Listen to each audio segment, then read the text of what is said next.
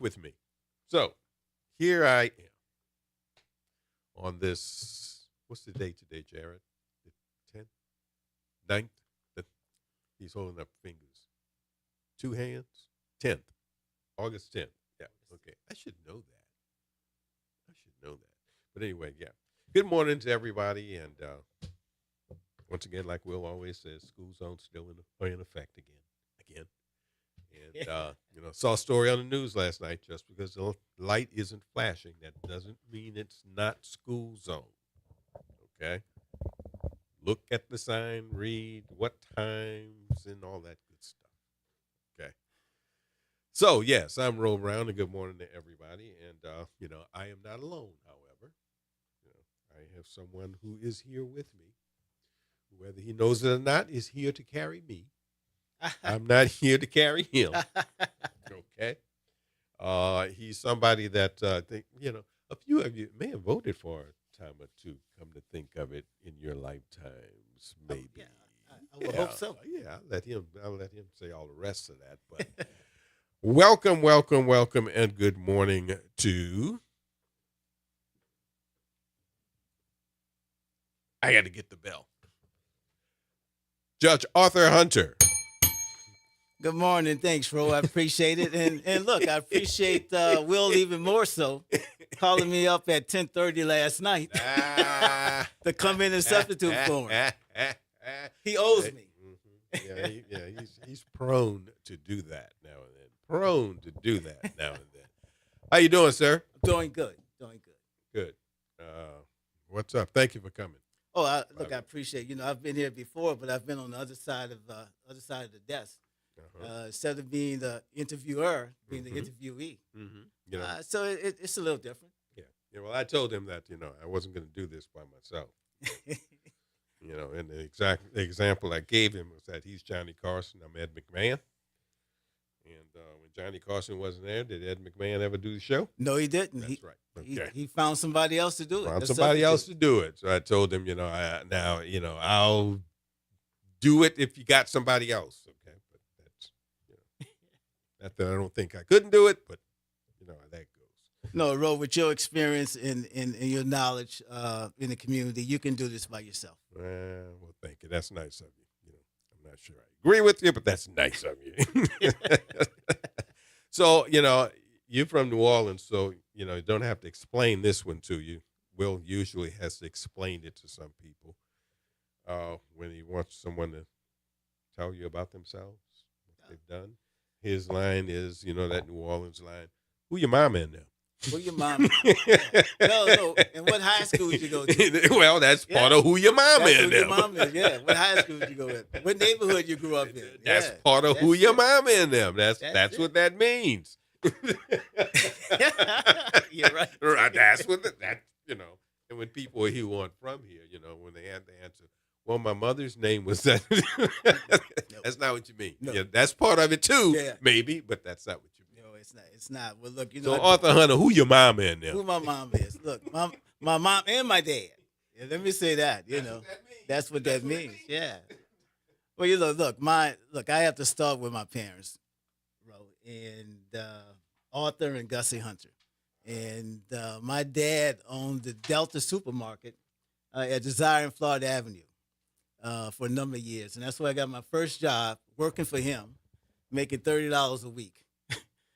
And grew up in New Orleans East. But I grew up in New Orleans East when it was known as Gentilly East. Right. It wasn't the East Right. as most people know it, where you had the Plaza and Eastover and those places. Went to public schools until I went to this school on London Avenue, 2600, to play football for the legendary St. Augustine High School. Never heard of it. And played for a good friend and mentor of yours, Coach Otis Washington. Played football for a while. And, went to college, University of Michigan. Thought I was going to be an NFL pro football player. I'm sure we're going to talk about that later on. You went to Michigan? Yeah, University of Ann Michigan. Arbor? Yeah. And went there. I know that. Blew out my knee. And came back home. Went to Loyola undergrad. After graduating from Loyola, I'm a Loyola grad, so that gets it. That's where you hit it. It gets it. And joined the NOPD. And after joining NOPD, went to law school. While on NOPD, became an attorney for 11 years. And after that, I ran for judge, and I retired, in February 2020. Oh, delayed bell for Otis Washington, by the way. Oh, yes. Okay. Yes. And, Will, that's, and what I've been doing since then is, when I retired, I ran for DA, and we came close to that. Mm-hmm. Ran for mayor and, made a decision about that race to withdraw.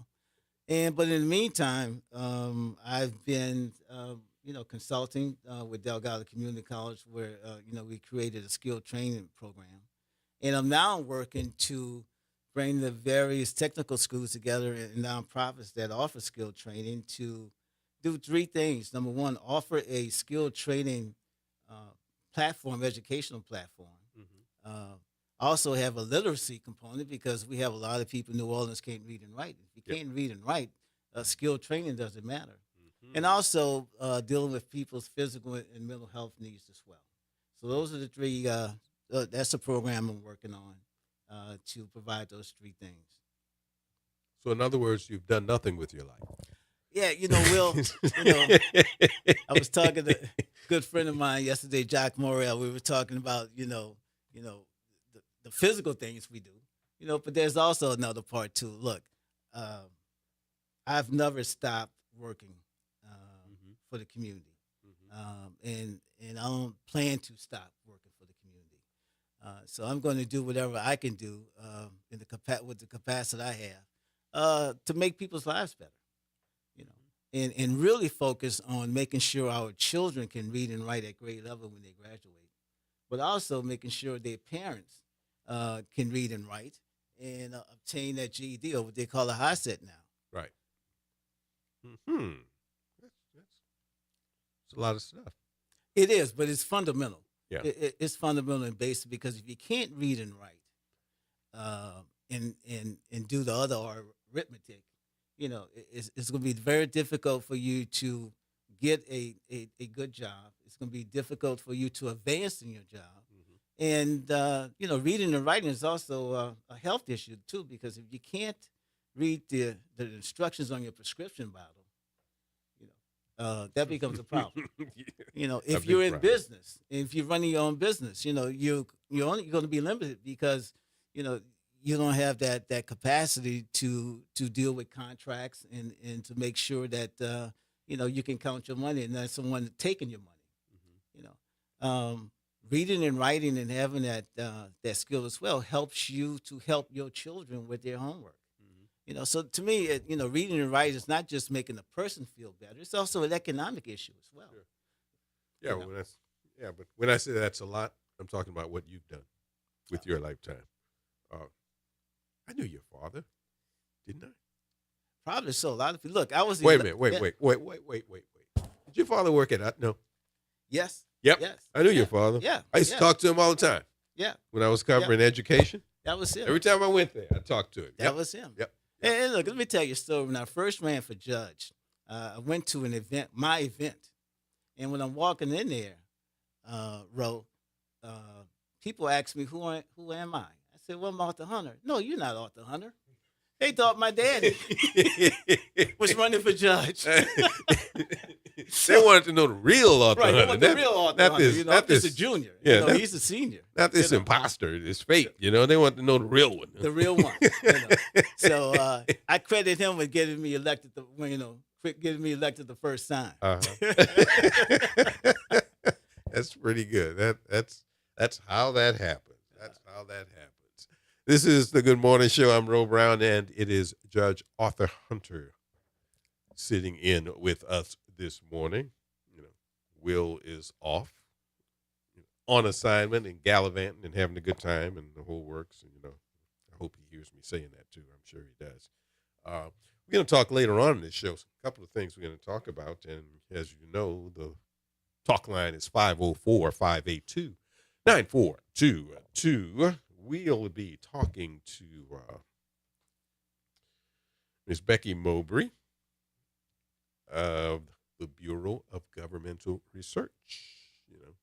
They've been here before, and they'll tell you all about who they are. And I think every time they come, I think some people find out.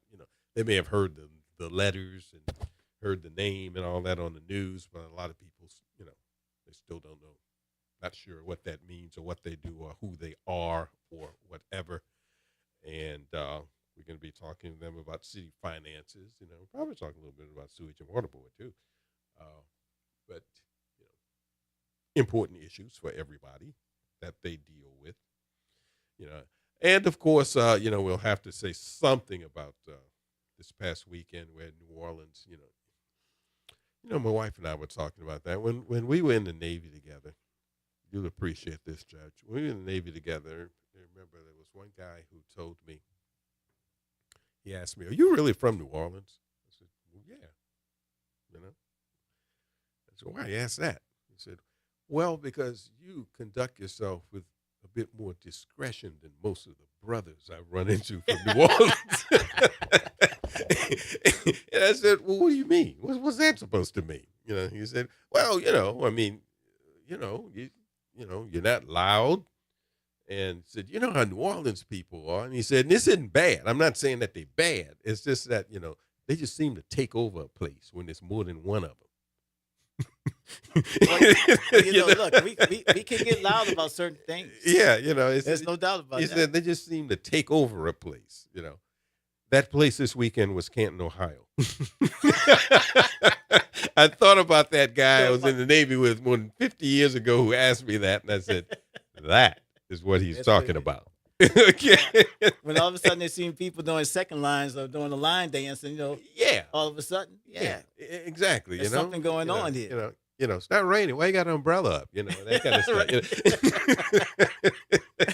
You're inside. What are you doing an umbrella? And of course, we're talking about Drew Brees being inducted into the Pro Football Hall of Fame. I stress it is not the National Football League Hall of Fame. It's the Pro Football Hall of Fame. And, first ballot Hall of Famer. And there were a lot of New Orleans people up there. Yeah. And they were, let you know they were there. And so it seems like it was a good weekend for everybody. Well, say New Orleans is in the house. Yep. New Orleans was the house. In this case, it looked like to me, and that's not unusual. I mean, next year they're going to have a lot of New England Patriots there, because Belichick's probably going to get in and Gronkowski's probably going to get in. Yeah. And Robert Kraft might. The owner may get in. Finally. So, but it won't be the same.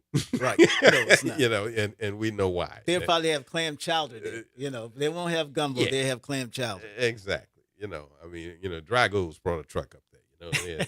They did. He did. Yeah. I had, sharp broiled Well, let me ask oysters you. Ro, let me that. ask you. Mhm. And, you're a sports, historian, a aficionado, a sports expert. Who do you see in the future Saints being in the Hall of Fame? Right now, with people who are on, the only one that I can come up with is Jari Evans. Mhm. Other than that,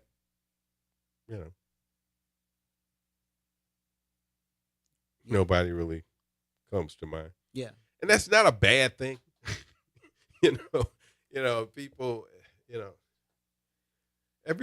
we all have our favorite players, and we all think our favorite players are Hall of Fame deserving. Right. It doesn't mean there aren't good players. Yeah.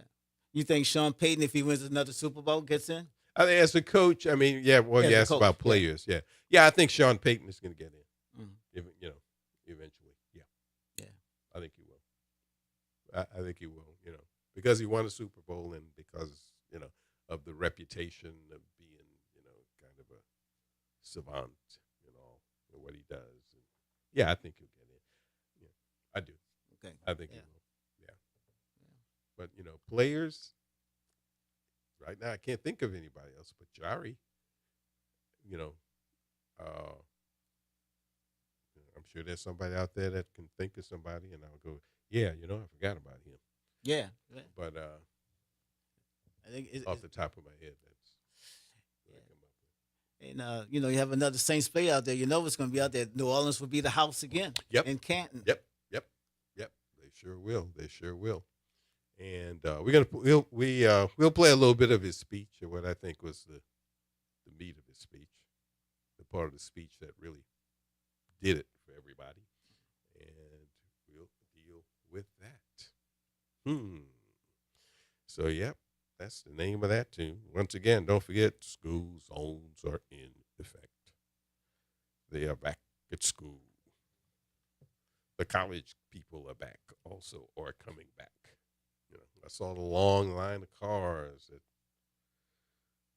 Xavier and Loyola, like natives say, not Loyola, Loyola. Like some natives say, yeah. Loyola. That's when you know you're from New Orleans. My alma mater, Loyola.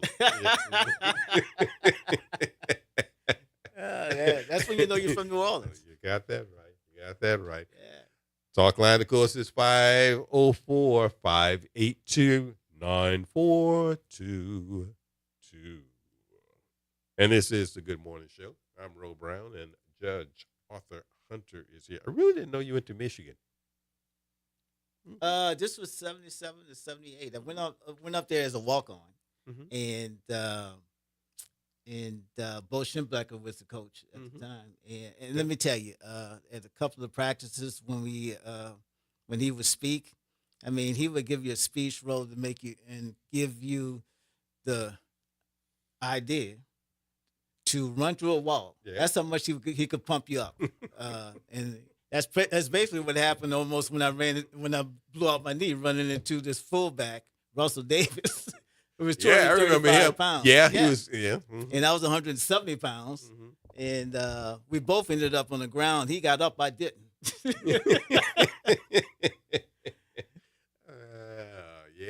Yeah.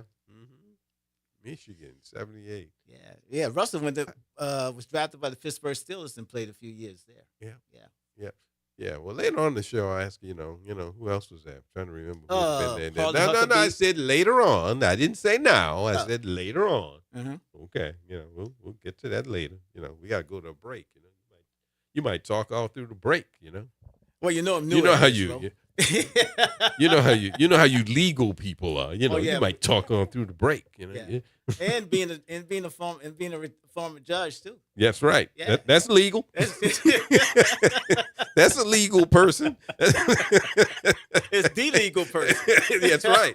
It's not the legal person. Yeah. It's the legal person. We're going to take a break right now. This is the Good Morning Show on WBLK, 1230 a.m. I'm Ro Brown with Judge Arthur Hunter. When we return, we'll talk a little bit about BGR, the Bureau of Governmental Research. Right here on the Good Morning Show, WBLK, 1230 a.m. It's 7:20 a.m. We'll be right back after this.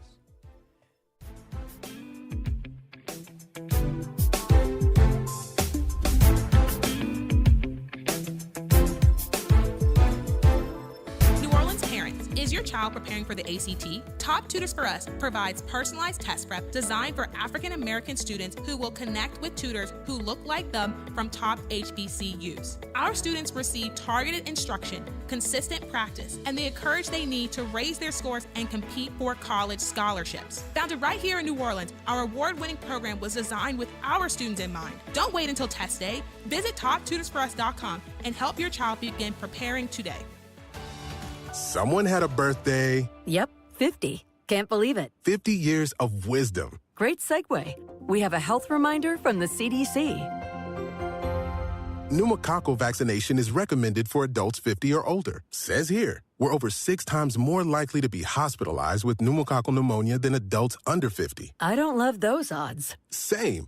Look what I found. Pfizer's Prevnar 20 is proven to help protect adults against pneumococcal pneumonia and invasive pneumococcal disease in just 1 dose, and millions have already gotten it. Continued approval may depend on a supportive study. Don't get Prevnar 20 if you have a severe allergy to its ingredients. A weakened immune system may lower your response. Common side effects include injection site pain and swelling, fatigue, headache, muscle, and joint pain. For full prescribing information, please call 1-855-213-2138. Visit Prevnar20.com or talk to your doctor or pharmacist. I'm on Prevnar20.com now, scheduling my appointment. Good idea. And happy 50th. We are the rhythm of the streets. The flavor in every dish. The story in every song. We are New Orleans Tourism and Cultural Foundation. We help artists build the future of New Orleans. Because when the culture thrives, our people thrive. Every note, every brushstroke, every dish is a door opening new possibilities for those who carry our traditions forward. And when we open that door, the whole city moves forward. For New Orleans Tourism and Cultural Foundation, culture is our open door. Good Monday morning. I'm Daryl Forges with WDSU News, and here's your headlines. This morning, 2 more defendants in the Stage Rex saga will stand trial. Disbarred lawyer Sean Alfredish and another man, Leon Parker, are accused of plotting to kill a federal witness in the case. It comes after lawyers Jason Giles and Vanessa Mata, Alfredish's fiancée, were convicted of staging Rex and filing false insurance claims. Today, a class certification hearing as part of the ongoing litigation against Brad Pitt's Make It Right Foundation. Lawyers connected to the case say if the judge approves, the case can proceed as class action trial versus every homeowners filing individual lawsuits. Brad Pitt's foundation built dozens of homes in New Orleans following Hurricane Katrina in 2005. Homeowners paid $150,000 for the properties, even though the construction costs were significantly higher. The homes were allegedly built with materials unsuitable for the area, leading to issues like rot, structural damage, and mold. And this morning, a man is recovering after being shot in New Orleans East. Police say a man was shot at least once near Papania Drive and Chef Mentor Highway around 5:30 a.m. yesterday. He was taken to the hospital. No word yet on a motive for that shooting or if any arrests have been made so far. Call Crime Stoppers at 504-822-1111 if you have any information that can help police. I'm Daryl Forges, and that's your headlines for WBOK. And have a Partly great day. cloudy for much of the day, with a chance for half of us to see scattered showers and storms for the afternoon and the evening. Any of this rain could contain some heavy downpours with lots of lightning. Highs reach 90 to 92 degrees, feeling like the upper 90s to low 100s. Tonight, it's partly cloudy with lows 75 to 80. More scattered showers Tuesday with highs 90 to 95 degrees. From the WDSU First Warning Weather Center, I'm Raven Rishaw. Good morning. Wake up. The Good Morning Show. Good morning. On WBOK.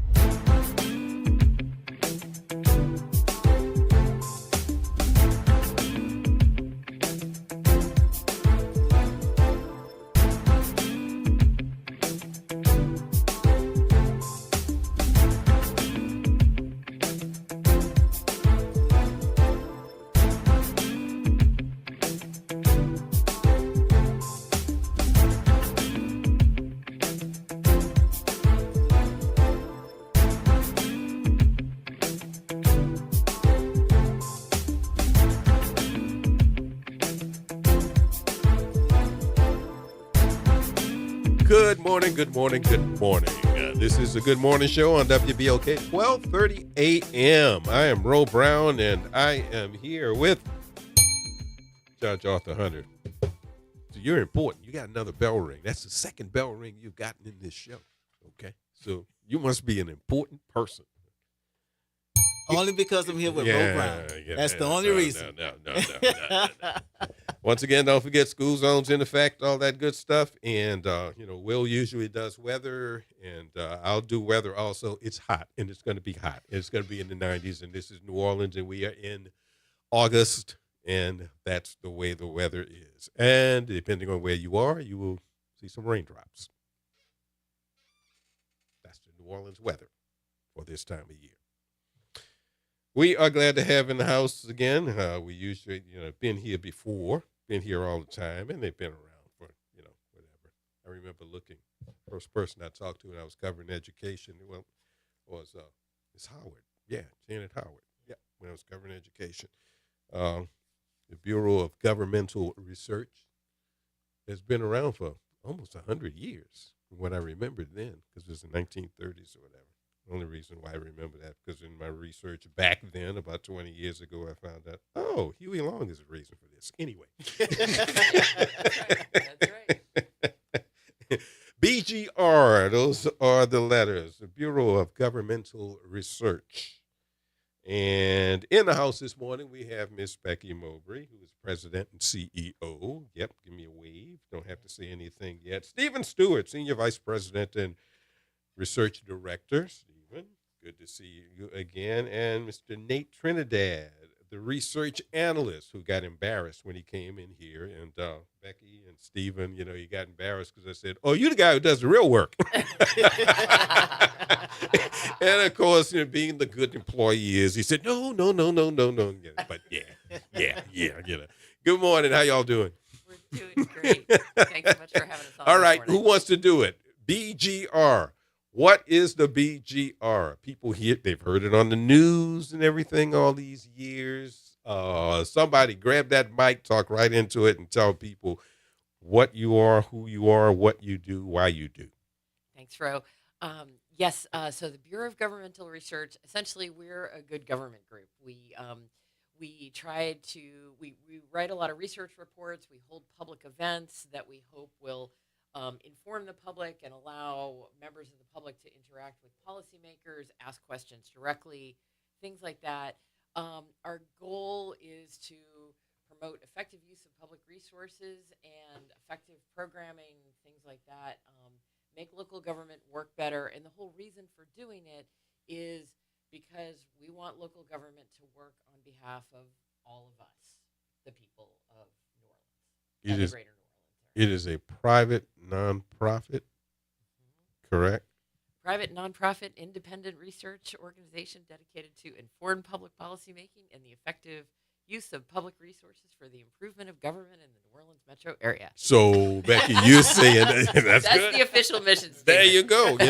Got that memorized and everything. Yeah, that's good. So it's not a political organization, is what you're saying. No, yeah, we are nonpartisan to the core. Politics doesn't enter into anything that we do. We follow the research, the data, and apply best practices to everything we do. That's how we come up with the answers and proposals.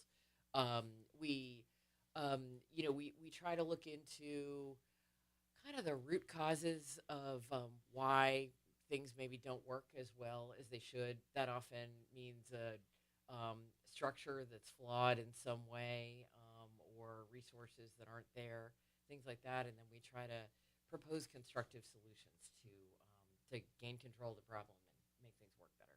Okay.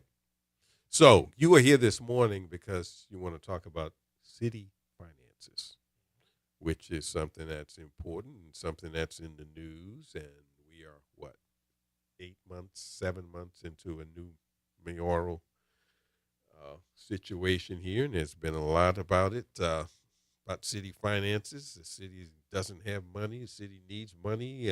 Why the city doesn't have money? What's your deal with city finance? What are you saying? What? Tell us what's going on there as far as the BGR is concerned. City finance matters because if the budget is unstable, then all of the programs from the city of New Orleans that many people in the city rely upon, they're all unstable. And, the administration has warned that further cuts may be necessary. They've already got employees being furloughed on Fridays, which is less than ideal, and they've cut a lot of programming.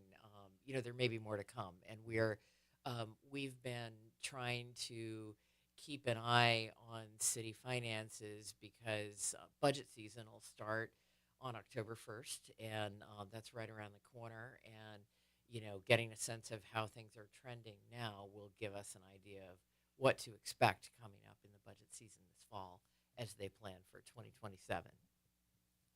Yeah. Rebecca, you talked about talking to the mic. Oh. That's all. Talking to the mic. That's all. Rebecca, you talked about city finance, and of course, what's important is money coming in, and money going out, going out as well. But also finding different revenue sources. You have any solutions or any ideas for different revenue sources that the city can rely on besides property taxes and fees, and sales tax? So funny that you asked that question. We have a whole series of reports that'll start coming out starting in early September. Nate's been playing a leading role in many of those. We're going to have a series of reports looking at essentially revenue collection at the city. And one of the things that we think the city should be doing is make sure that they are maximizing the collections of revenues that are existing on the books before they're looking at other sorts of new revenues coming in. And one reason for that is, I mean, number one, it's already on the books. Number two is a matter of fairness, that if you're paying your taxes and somebody else isn't fully paying their taxes, that's not fair. And it'll increase public trust in government if, if the city is effectively collecting what's already owed to it. And so let's maximize that. But that's probably not going to be enough. They're probably going to need to look at new things. So, there's this proposal of the sanitation fee, raising the sanitation fee, which that hasn't gone up since 2011. The costs of the trash contracts, which are some of the most expensive contracts in the city, now outpace what's being collected from residents on that. But then there are also things about, who pays into the system. That your large nonprofits such as hospitals, educational institutions, religious institutions, they don't pay taxes because they're nonprofit in terms of tax status. There are a couple of ways that the city can develop fees which would swing in, nonprofits. So you'd have new sources of revenue coming in alongside what the people and businesses of New Orleans pay. And then there are things just about making sure that the city is, again, effectively collecting property taxes, effectively collecting sales taxes, making sure that the fees that are charged for tax collection are kind of in line with the actual costs to collect those fees, because otherwise they're, probably unfairly dinging tax recipient bodies in New Orleans, whether it's schools or other entities that might provide vital services. So we're going to be taking a look at all those things in the next couple of months. Okay. Well, look, it's all about solutions. We know what the problem is, but it comes with solutions and having the political will to make those solutions happen.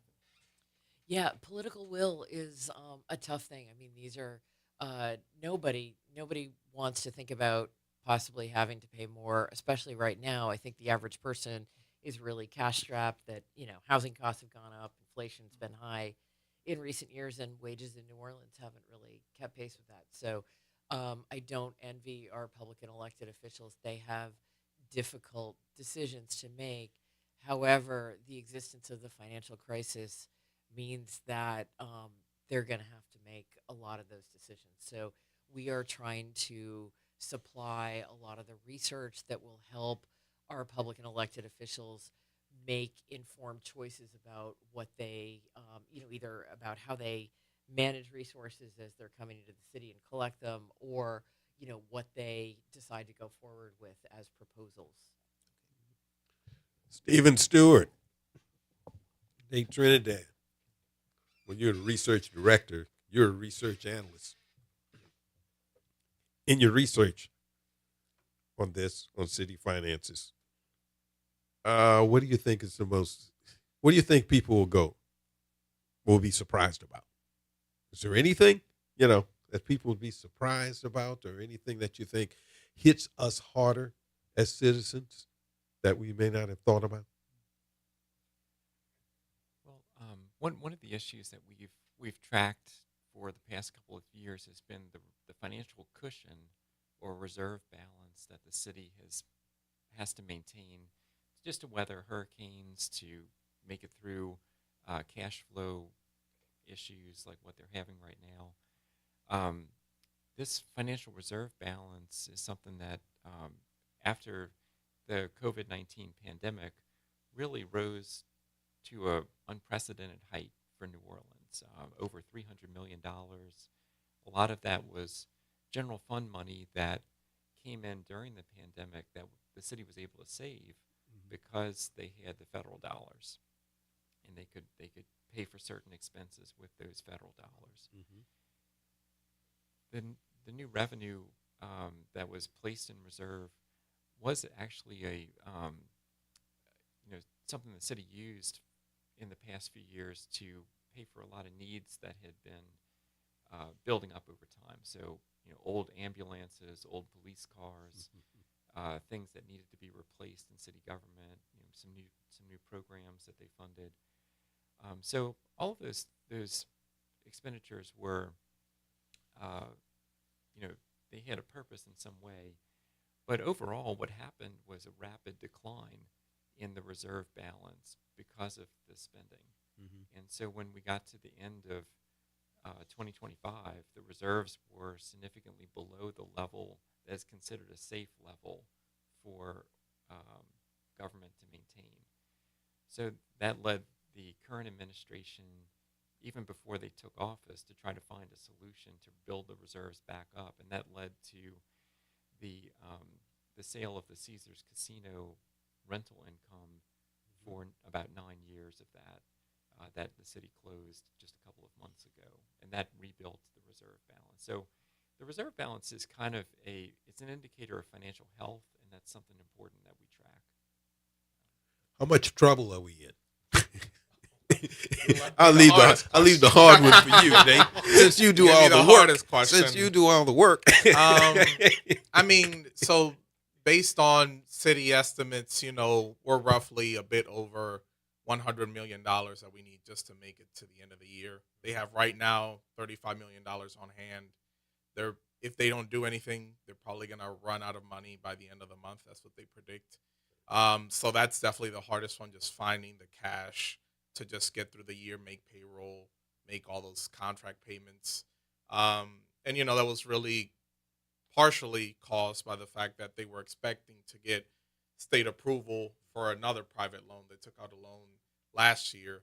And, Landry and the Attorney General and some other state officials kind of came out against that. So now they announced last week that they have some measures to bring some money in, but for 2027, they really do have like about $100 million gap that they need to resolve. It's like basic expenditures to keep core services functioning. We're talking to Becky Mowbray, President and CEO of the Bureau of Governmental Research, Stephen Stewart, Senior Vice President, Research Director, and Nate Trinidad, Research Analyst. Arthur? So how does the city get the money? So that's a bit of a harder question, but so to resolve that $110 million gap, they have a couple revenue sources. They plan to redirect $35 million from capital projects. So if you remember, November of last year, voters approved $510 million of new bonds. Bonds go to roads, public buildings, other city infrastructure. So they're going to move some of that money to the operating budget to help pad that.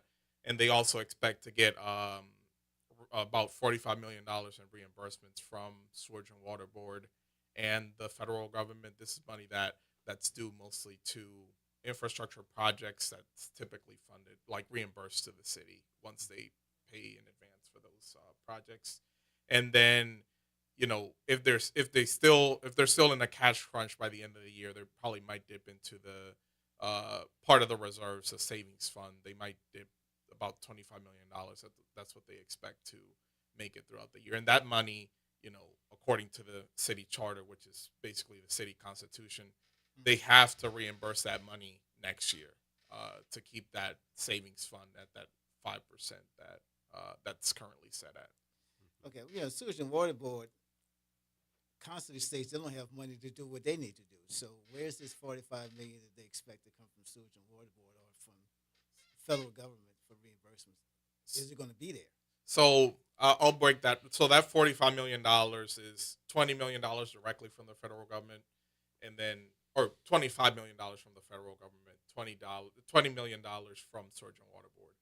However, the city said in their budget meeting last week that of that $20 million from Sewage and Water Board, $15 million would come from FEMA. They just have to get the reimbursement from FEMA, and then that would help cover what's owed to the city. So really, out of pocket, they would have to pay $5 million. Now, that's not that's not small change, but no, it's not chump change. but it's still, I think if they can at least get the $15 million, it gets them a good ways there. And even that meeting happened Wednesday last week. I think the city's chief administrative officer, he said that he got a communication from Sewage and Water Board that $4 million was coming in. So, that money's going to be trickling in within the next couple months, hopefully, if they can capitalize on that. I see, said the blind man. And, we don't have a lot of time left to talk about it, but, Judge did mention Sewage and Water Board, and recently you guys weighed in on that business, too, a little bit, with House Bill 1243 and all that good stuff. And, probably need more time to talk about it, but I just wanted to mention that, and you can mention a little bit about that, too. Absolutely, and we'd be happy to come back on to talk more about the Sewage and Water Board. But, I mean, what's transpiring now is potentially, the most important transition that's, ever happened with Sewage and Water Board, in that this is an entity that has not been performing well on behalf of the people of New Orleans for a very, very long time. And, the administration's goal seems to be to bring it into the city's orbit, possibly actually bringing it into city government itself. That should provide greater accountability, enable them to, eliminate duplication of work, and then also it'll put the city on the hook for proper funding of it, which is one of the problems. Now, as we've all been talking about, the city's broke, so this is going to be tough, and there'll be a lot to watch for. But it really could bring about, new levels of performance and turning things around to fix it. However, it's not going to happen overnight, and the transition, could be really messy. I mean, BGR has long thought about changes in the governance structure, but we always thought that they would make a plan and then they'd execute it. In this case, they're building the plane while they're flying it. And, who knows what they're going to run into. 504-582-9422. One quick phone call before we go to break. Let's go to line 2, Reverend Calhoun. Good morning, gentlemen. Good morning. I know you studied, concentrated on New Orleans, but I'd like to know, what is the fiscal state of the state?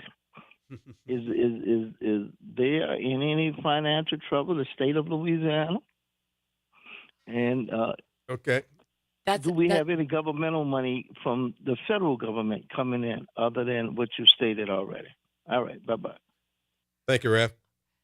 That's a great question. So at BGR, we really just focus on Orleans, Jefferson, and St. Tammany parishes, but you are right in that the state of the state's finances really affect us, because there's a lot of things that, are, there should be state grants and money coming in.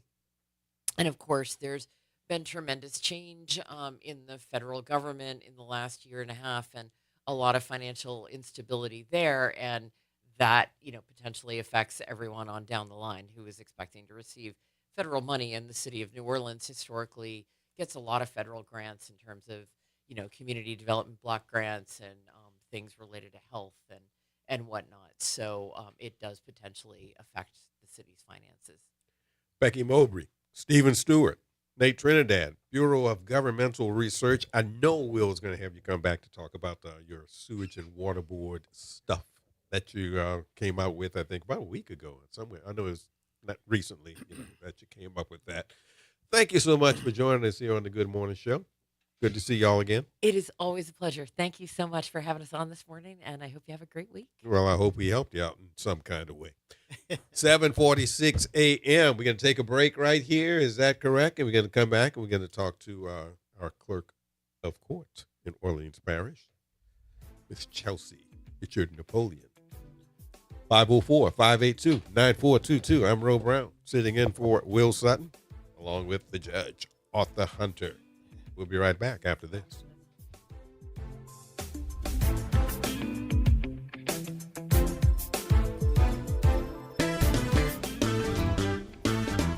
Hi, I'm Leo Jackson, host of Sunday Gospel here every Sunday morning, 5 a.m. to 7 p.m. and 12 o'clock till 2 p.m. You don't want to miss this move of God. It happens only on WBOK. You listen to all day long.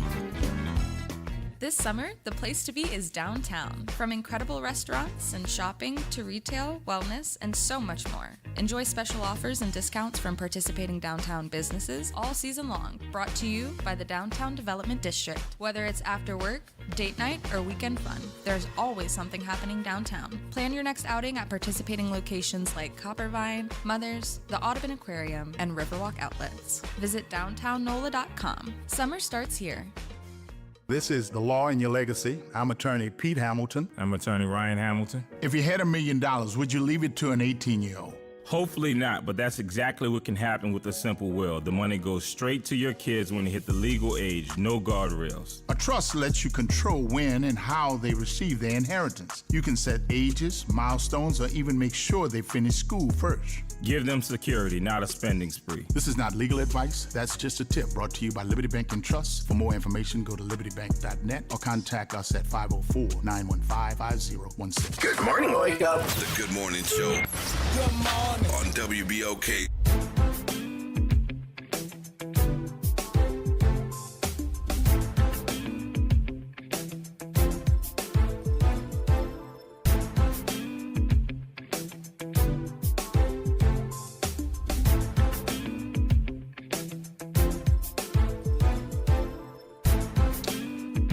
Good morning, good morning. Welcome back to the Good Morning Show on 12:30 a.m. at WBOK, the station you listen to all day long. I'm Ro Brown, sitting in for Will Sutton, along with, like I said, he's carrying me. I'm not carrying him. Judge Arthur Hunter.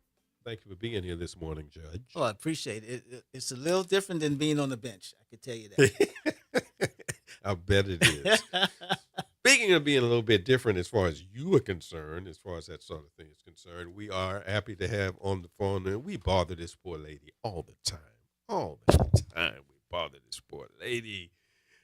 The Orleans Parish Clerk of Court, Miss Chelsea Napoleon. Good morning. Good morning. Thank you all for having me this morning. Aren't you tired of us yet? Come on, admit it. I always appreciate being able to educate people about what the clerk's office does, so I'm excited to be here. All righty. I know you are. And we're excited to have you. Okay, now, like I always tell people, I'm nothing but a sports guy, okay? So I'm not supposed to know about any of this stuff. But, qualifying closed, several days ago now? I think it was August 7th Friday. Or whatever. Yep. Friday. Yeah. How did that go? Did we have a rush? Who's qualifying? Why aren't people qualifying? Why are some people qualifying? Oh, it works. Tell us what's going on down there. So everything went well. Qualifying was Wednesday, Thursday, and Friday of last week from 8 a.m. to 4:30 p.m. each day.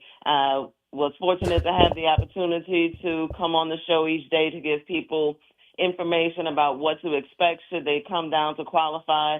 Also being able to give listeners information on how they could observe what was going on during qualifying.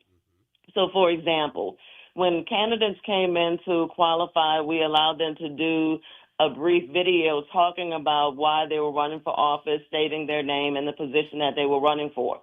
Those videos are available on our social media, Orleans Parish Clerk of Court. Additionally, the Secretary of State maintains the information as to who qualified and when on their website. So if a person wants to look and see the full list of who qualified in races that impact Orleans Parish, not just the ones that are limited to Orleans Parish, but also Public Service Commission, Senator, U.S. Senator, U.S. congressional races, all of those things are available at www.sos.la.gov. Say that again. www.sos.la.gov. Okay. Do you hear that, people? www.sos.la.gov. Is that right? Yes. Okay. All righty. Judge? Good morning, Chelsea. How you doing? I'm doing well. And yourself, Judge? Doing good, doing good. Chelsea, since you've become the clerk of Orleans Parish, has there been a difference in your responsibilities and duties? Well, absolutely. The responsibilities and duties have increased. You should have asked. You should have asked her. Is that a trick question or what? Well, I know she's able to give us an answer. That's for sure. Oh yeah, go on. Yes, the duties and responsibilities have increased. I've been able to build upon my 20-plus years of experience working in the clerk's office for us to hit the ground running, making improvements and enhancements in different processes that are within the respective areas of the office. In particular, an example is just with the qualifying process. I know what that process looked like from myself going in to qualify to run for office. So I added an information desk outside of the office. So when a person came to qualify, we had two persons sitting in the hallway waiting to greet them and provide them with information. For example, we did a summary of what the qualifying fees were so you would know how much money you needed to have ahead of time. We also put out there the notice of candidacy form. So a person would have an opportunity to review the document to find out what information was going to be requested to ensure that when they came in the office to sit at the desk to qualify, they knew what to expect. And it was quite interesting because some people weren't sure what email address they wanted to use. Some people didn't remember the P.O. box number, the zip code number for their P.O. box. So having these things available created an opportunity for them to refresh themselves even if they qualified before. There was also a $25 recycling fee that the legislature added. So people who had not qualified for several years may not have been aware of that fee, so we had a handout for them to do that. And as we brought people into the office, we brought you in, we let you do your pictures, your video, and there was a station for each subsequent step in the process, as well as you exited the office, we had the poster of the new I Voted sticker, which was designed by Terrence Osborne, which is beautiful. I suggest everybody check it out if they can, which created another opportunity for people to be able to take pictures. So any citizen can come down there and watch that and hang around. I don't know if hang around is the right word. If you want them hanging around, but anybody can come and watch this process. There are people who come down and watch what's happening in terms of who's coming down to qualify. Once a person comes into the office, the space is limited. So they come in with one or two people as they walk through the process. But if someone's sitting in the hallway, and there were people sitting in the hallway observing who was qualifying. But the other thing is we were posting the videos, and with the Secretary of State's office, we enter the qualifying information into the Secretary of State system. Their website refreshes every 3 minutes. Wow. So when a person came in to qualify, within 10 minutes, their information was available online for you to be able to see. So it wasn't necessary for someone to come down to the office to be able to watch. You literally could look at it from your phone or other device. Well, it sounds like this is a new part of the job for you, but it really sounds like you got it under control there, Mr. Napoleon. What, in your first time doing this, and this is your first time, how many people were not qualified or disqualified? I don't know what's the right word to use there. Thought they would qualify but didn't qualify. I mean, is there a percentage? Is it a lot of people or what? Well, that's a great question because it allows me to speak more about the process. So when a person comes down to the clerk's office to qualify to run for office, they submit a document, which is a notice of candidacy. We enter that information into the Secretary of State's computer. The clerk's office does not determine whether or not a person meets the legal requirements to run for that position. The person is required to determine whether or not they meet the legal requirements. So, for example, to run for judge, you are supposed to be a lawyer, and you are supposed to have been licensed as a lawyer for a certain amount of time. The clerk's office is not verifying that information. To determine whether or not a person ends up ultimately disqualified, first they have to actually qualify for that determination to be made, and that determination is made before a judge. Usually someone will file a petition challenging the candidacy of that person. That petition gets filed within the Civil Records Division of the clerk's office, whereas the qualifying process takes place within the Criminal Records Division of the clerk's office. So it is the Secretary of State's office or a party. It could be a citizen, it could be opposing candidate, an interested party can file a petition challenging someone's candidacy. The judge will make the decision as to whether or not the person is disqualified. And a person has the option to withdraw from a race by his or her own choice. You only have a certain amount of days to file suit challenging candidacy after closing of qualifying, and you only have a certain amount of days to withdraw your request for candidacy for a certain amount of days after qualifying. Otherwise, even if you withdrew, you would still be showing on the actual ballot. And so it is critical for those who are considering those options that you look up the law to make sure that you are within the proper time frame. Okay. So you heard that? Ms. Napoleon doesn't make the decision. Like a lot of people think. I think people think that the clerk of court does make that decision, Judge. No, the clerk of court is just basically the processor, making sure the I's are dotted and the T's are crossed. It's going to be up to a judge to determine whether or not a person can actually stay within that race and is qualified to continue the race. Absolutely. Well, Orleans Parish Clerk of Court, Chelsea Napoleon, thank you so much for joining us this morning, madam. And you've been very informative and very helpful, I think, to a lot of people. Thank you all. In closing, let me just add one thing. We are always looking for more poll commissioners, election workers. So if you are interested in becoming a poll commissioner, please contact us at 504-658-9000. That's 504-658-9000, or you can email JC Aubry, JCAUBRY at NOLA.gov. And thank you all so much. Have a great day. All right, Chelsea. Have a Thank good you day. so much. Thank you so much. Time to take a break here on the Good Morning Show. First hour just about done in about 1 minute because it's 7:59 a.m. I'm Ro Brown, sitting in for Will Sutton, along with Judge Arthur Hunter and Jared behind the glass. Hello, Jared. All right. Wave, Jared. Wave. At least wave. Come on, wave. This is the Good Morning Show on WBOK. When we come back, we're going to talk a little bit about something that Judge mentioned when he gave you his bio, literacy. That's very important. And yes, we'll get around to talking about Drew Brees too. So 504-582-9422. Wait till we talk about that if you want to call. But call us if you want to talk about literacy, or call us if you want to talk about anything. This is the Good Morning Show. We'll be right back after this.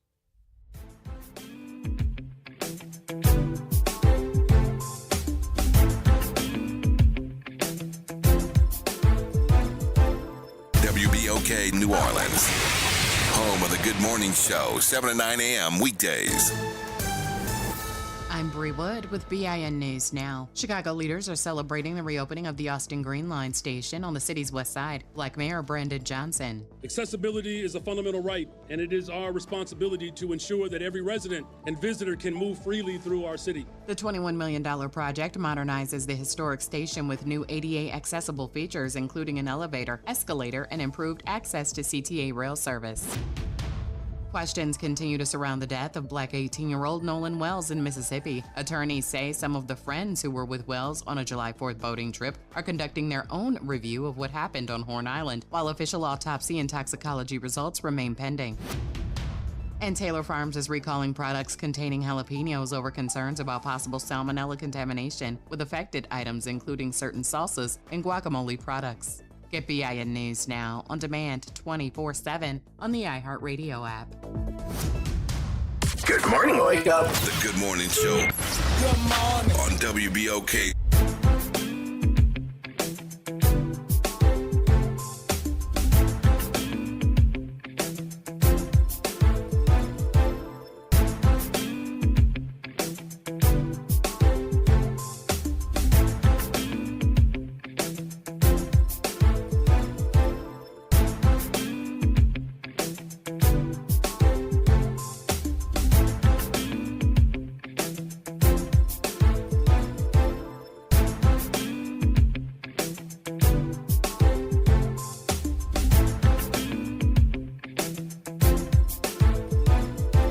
Good morning, everyone. Good morning. This is the Good Morning Show on WBOK, 1230 a.m. I'm Ro Brown, sitting in for the great Will Sutton.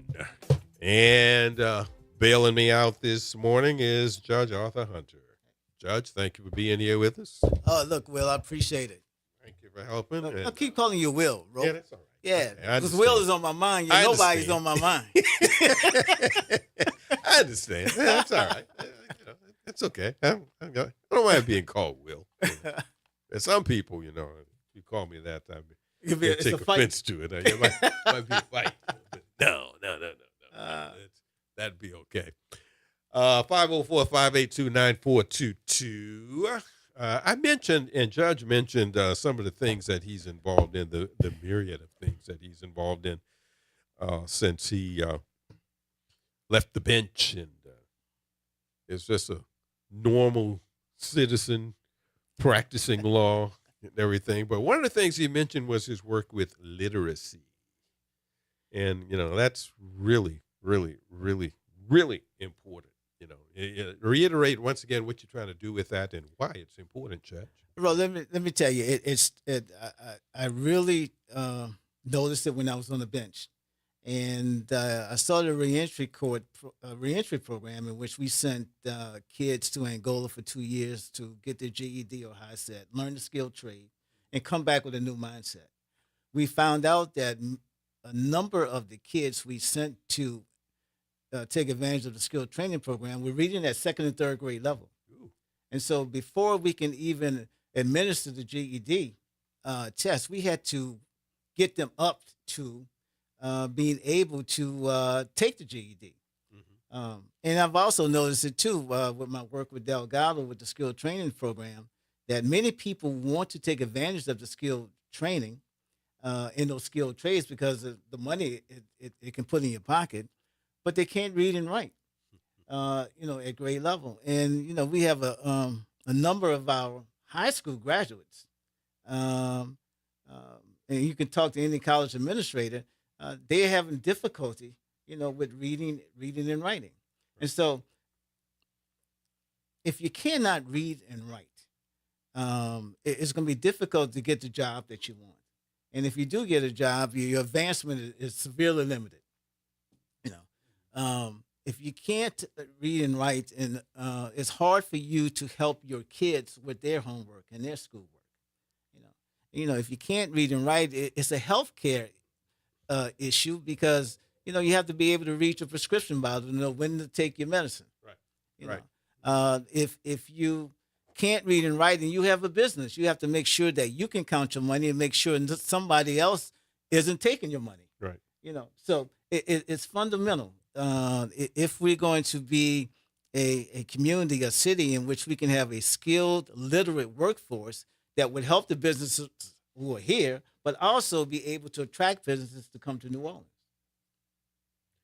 504-582-9422. We talked about literacy, and, I don't profess to be the most literate person in the world. But, reading was always something that I did. Reading was always something that I understood. That's what I had to do. Yes. And, I think I told you before that I've always told young people that, I was like a lot of young, especially African-American males, and it's another generation when I was a young African American male. But I'm gonna be a baseball player. I'm gonna be a football player. I'm gonna be a professional athlete. Blah blah blah blah blah blah. And I didn't say this, didn't think this, but the thought was, so I really didn't have to be able to do those kind of things like reading and all that. And my teachers told me otherwise. Okay, in a lot of in some way, shape, or form. It's and then I've always told people that what I ended up doing every day for the last 50 years has been 4 things: reading, writing, speaking, and listening. Yeah. Not necessarily in that order. Reading, writing, speaking, and listening. That's all I've done in my job. Yeah, that's it. Okay, I mean that's really it. That's and if you can do that, no matter what field you're in, the people who can do those 4 things, or 2 or 3 of those things, or whatever, generally are the people who go furthest in that particular field. Yeah, and further in life too, Will, because look, I keep calling you Will. That's all right. But Ro, it's about information. And how do you get, and sometimes information is more valuable than money. Because look, I used to tell my son, I said, look, if you've never been to Hawaii, but you can read a good book about Hawaii, now you can have a conversation with anybody, in the room, about the state of Hawaii. So reading is about information, and information is valuable. And you added about the talk and listen and read and write, but also it's about keeping your eyes and your ears open and sometimes your mouth shut as well. So but I've always when I was in 12, 13 years old, really started reading and going to St. Aug, you had no choice but to do it. But it continued when I was in college because when people ask me about what do I need to do to go to law school, I say it's 2 things: reading and writing. Reading and writing. If you don't like reading and writing, then law school is not for you. Because that's what it's about. Because once you become a lawyer, you read and write. I've run into some kids who said they wanted to be lawyers and told me that they didn't like to read, and I told them, well, you're going into the wrong profession. Yes, you are. And AI would not help you. Yeah. In this situation at all. Exactly. This is a Good Morning Show on WBOK, 1230 a.m., the station you listen to all day long. I'm Ro Brown, and with me is Judge Arthur Hunter. We are sitting in for Will Sutton on this Monday morning, the 10th of August in the year of 2026. It is 8:09 a.m. I want to get back to, because I saw this, somebody asked, as a former judge, could you speak on, the number of judgeships we've lost in Orleans Parish? Just what kind of effect does that have? Does it have an effect? What? Yeah, I was here at BOK several weeks ago talking specifically about losing, out of the 12 judges in criminal district court, losing 3 judges. And what that actually represents. It represents more than just losing that particular judge. But those cases now have to go to the remaining 9 judges as well. And those remaining 9 judges not only have to deal with their cases and the new cases that they would get from losing the 3, but the cases that would continue to happen. Because, as long as you have crime and police making arrests, those cases will continue as well. Right now, for murder trial to commence in Orleans Parish, it takes about a year and a half to do that. It's going to take longer now. And because it is going to take longer now, you have the probability of losing witnesses, losing evidence, people not wanting to come forward. Already people are hesitant about coming forward. And now if they're told that they don't know when the trial date is going to occur, it's going to affect victims who are looking for justice. It's going to affect those defendants, who want to have their day in court. And it's going to affect the city finances, which we were just talking about, because now it's going to it means people being in jail longer, which means you have to pay. You have to pay for people being in jail as well. So it's gonna be a financial impact on our city finances as well. What did you like most about being a judge? And what did you dislike most about being a judge? The most part about being a judge, let me say this. It was, bringing, And you were a criminal. You were a criminal. Criminal court. I mean, this may be cliche, but it also meant, bringing justice to victims, making sure, people accused of crimes received a fair trial. Probably the most satisfying was when I started the reentry court, in which we, send people to Angola to get a skilled trade, and eventually put money in their pockets. And when I was a mental health court judge, connecting people, with mental health services to, to the resources they need, and being a veterans treatment court judge as well. Knowing what those veterans went through in combat and connecting the services that the VA has. But the other part too, Will, you're a judge, you can get reservations at any time at the nice restaurants in the city. Is that right? Yeah, that's probably the part I miss. That's a secret. Now, I just revealed it. Yes. Okay, now you don't have. This might be unfair, but I think if I was a judge, I'm a human being, and somebody gets a fair trial, as far as what a fair trial is. But if I'm a human being and I really think that this person is found innocent but they're guilty, that would be hard for me. Or if they found guilty and they're innocent. Well, that's that part too, especially. But yeah. Well, look, it's about the process that we have, and it's about making sure the process is fair. I think Thurgood Marshall was known for, he'd rather see 10 people who are guilty get away than one person, found, guilty and they're innocent.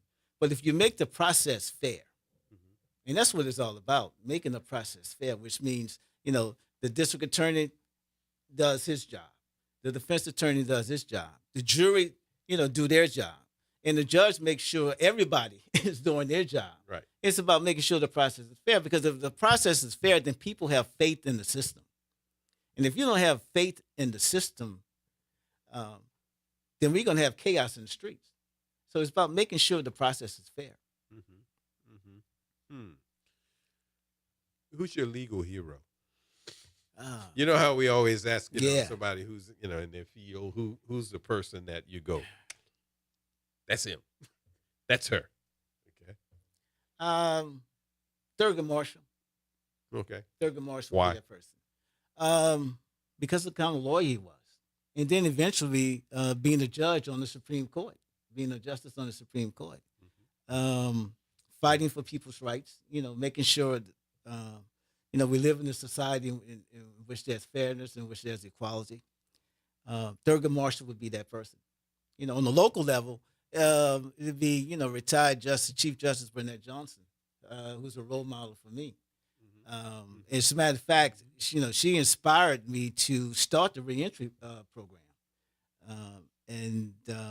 But I also looked to Ernest Dutch Morial and what he accomplished and what he did as well. Yeah. Being an attorney, being a state representative, being a judge, and then being mayor. I wanted to follow in his footsteps literally. Yeah. But, I know what you mean. Yeah, but one other person too that many people may not expect, but Earl Amity, who was an attorney in the 50s and 60s, who really laid the groundwork for a number of African Americans to be elected, to positions in the city, but also across the state of Louisiana. As a matter of fact, I dedicated my courtroom in his honor, in his name. So, those would be my, my heroes. But let me tell you though, getting to Will. That's all right. When I graduated from law school, being a former NOPD, everybody assumed that I was going to join the DA's office. Yeah. And I said, no, I want to make as much money as I can. And you know who my hero was? Who? Johnny Cochran.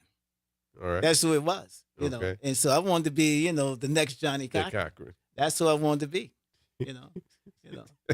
Right now, I'm trying to be another Johnny Cochran right now, but but Johnny Cochran. I mean, he was was a hell of an attorney. Yeah. Yeah. Okay. Thurgood Marshall. Yeah, that's the last time I talked to Dutch Morial, was I got a chance to tell him thank you, because people like you are the reason why I'm able to do what I can do, and so on and so forth. Yeah. And this was like a few weeks before he died, really. And he said, well, thank you, Roy. I appreciate that. I appreciate that. He said, this is but that was a hard job being mayor. I said, no. I'm not talking about that mayor stuff. Right. I'm talking about what you did before that. Oh, yes, Okay? yes. He said, I understand the mayor, and that's important. And he just laughed. He said, okay, I see what you mean. I said, no. I'm talking about the stuff before. Oh, yes. Yes. I mean, he was a trailblazer. Yeah. He was a trailblazer and a role model for a number of, African Americans who, as a matter of fact, the elementary school I went to was Jefferson Davis Elementary School. Mm-hmm. They named it Ernest Morial. Right. Yeah. And they named it after Ernest Morial. So that is kind of a good thing. It's a good thing. Yeah, indeed it was. 504-582-9422. That's the talk line number. We're going to be taking a break in a little while. And I'm Ro Brown, sitting in for Will Sutton, along with Judge Arthur Hunter. Is it break time now? Can we take a break now? Oh, Ken, do you want to? Okay. Yeah, we'll do so. When we come back, we'll talk a little bit about whatever you want to talk about. And we're going to get to Drew Brees, if you want to talk about that, because, let's face it, whether you like it or not, over the weekend, that was the biggest local story we had. And 504-582-9422. We'll be right back after this.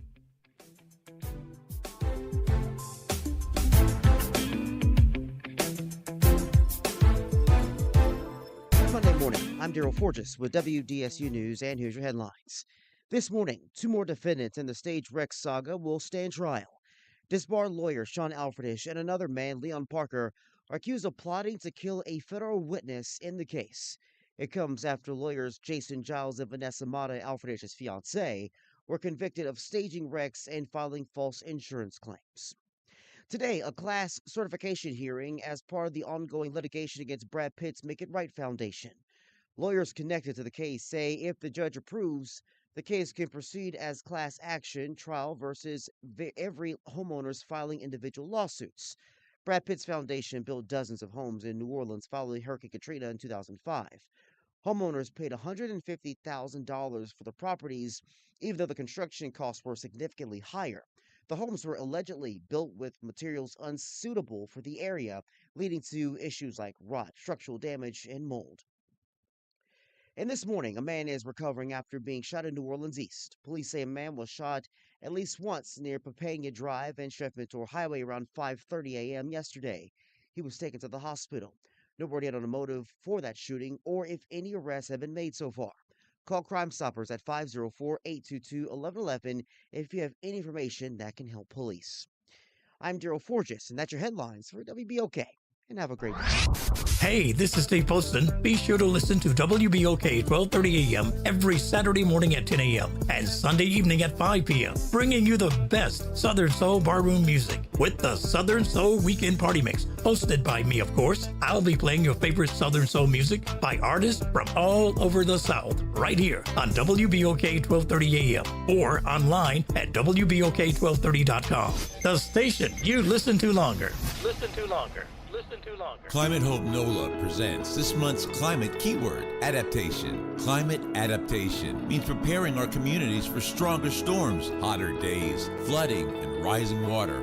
That means planting trees, restoring wetlands, protecting homes, and helping families recover stronger after disasters. In New Orleans, resilience is part of who we are and how we survive.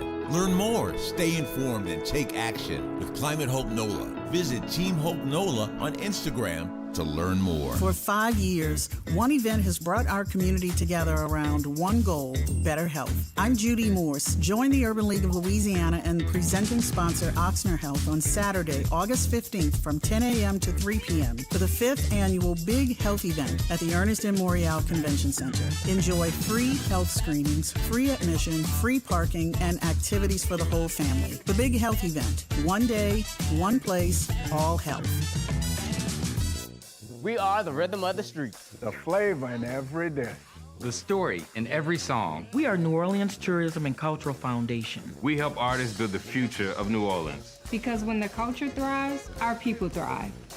Every note, every brushstroke, every dish is a door opening new possibilities for those who carry our traditions forward. And when we open that door, the whole city moves forward. For New Orleans Tourism and Cultural Foundation, culture is our open door. Ladies and gentlemen, boys and girls, welcome to another open enrollment update. Who do I have on the line today? Hi, you're speaking with Vanessa Scott of BSG of Louisiana. Can you tell us a little bit about what is open enrollment? The open enrollment period is for Medicare members that want to change from one plan to another. Why is open enrollment so important? Because a lot of people missed out on the annual enrollment period. So they need to have a one-on-one review. And if you have questions or concerns about your Medicare plans, what should you do? You just pick up the phone, call 504-621-3687. We even come out to your house. Zero cost to them. Get with BSG of Louisiana for your Medicare review. For church groups, senior communities, or disability organizations, call 504-621-3687.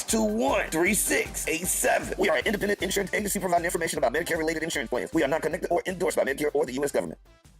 New Orleans is built to host, and at the New Orleans Ernest N. Morial Convention Center, it is where big ideas, major events, and careers come together under one roof. As the 6th largest convention center in the country with a team recognized as a national top workplace, we are proud to power the events that keep our city moving forward. Our staff of more than 450 brings nearly 3,900 years of combined experience, an average of almost 9 years each. If you're looking for a robust benefits package, career stability, and opportunity, visit mccno.com to explore open positions today. This summer, the place to be is downtown. From incredible restaurants and shopping to retail, wellness, and so much more. Enjoy special offers and discounts from participating downtown businesses all season long. Brought to you by the Downtown Development District. Whether it's after work, date night, or weekend fun, there's always something happening downtown. Plan your next outing at participating locations like Coppervine, Mothers, the Audubon Aquarium, and Riverwalk Outlets. Visit downtownnola.com. Summer starts here.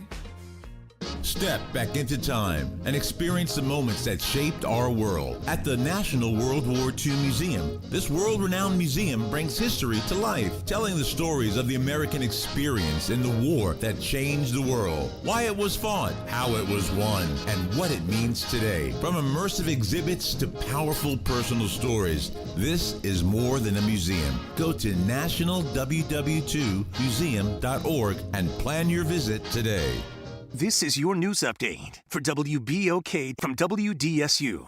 For all your news and weather, watch WDSU News, New Orleans' leader in live, local, late-breaking news. Today at noon and 4 p.m. Partly cloudy for much of the day, with a chance for half of us to see scattered showers and storms for the afternoon and the evening. Any of this rain could contain some heavy downpours with lots of lightning. Highs reach 90 to 92 degrees, feeling like the upper 90s to low 100s. Tonight, it's partly cloudy with lows 75 to 80. More scattered showers Tuesday with highs 90 to 95 degrees. From the WDSU First Warning Weather Center, I'm Raven Reshaw. Good morning, wake up. The Good Morning Show. Good morning. On WBOK.